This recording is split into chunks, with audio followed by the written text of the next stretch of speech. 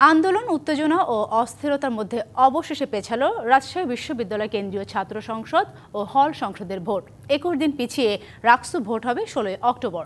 শিক্ষক, কর্মকর্তা ও কর্মচারীদের কমপ্লিট শাটডাউন কর্মসূচি এবং নির্বাচনে প্রয়োজনীয় জনবল নিশ্চিত করতে না পারায় এমন সিদ্ধান্ত নিয়েছে নির্বাচন কমিশন। এই সিদ্ধান্তকে ছাত্রদল সহ 6টি প্যানেল স্বাগত জানালেও অসন্তোষ জানিয়েছে ছাত্র শিবির সমর্থিত প্যানেল।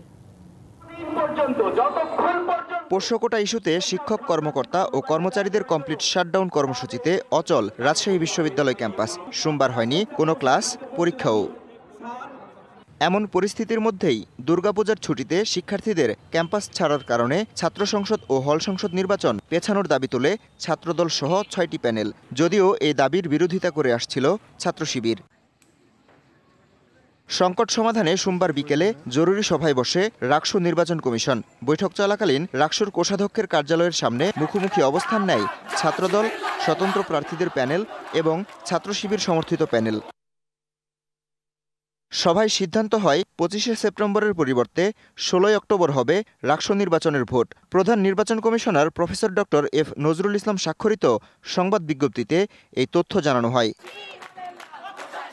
নির্বাচন পেছানোর সিদ্ধান্তকে স্বাগত জানিয়ে উল্লাস করেছে ছাত্রদল সহ 6 প্যানেল। আমাদের নির্বাচন কমিশন এই দাবি মেনে নিয়েছে এবং তারা 16 অক্টোবর নির্বাচনের দিন ধার্য করেছে। আমরা নির্বাচন কমিশনকে সাধুবাদ জানাই।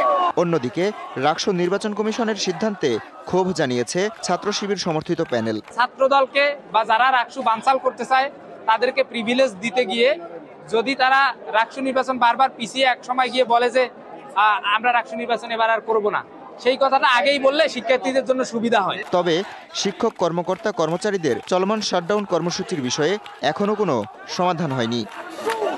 DBC news desk.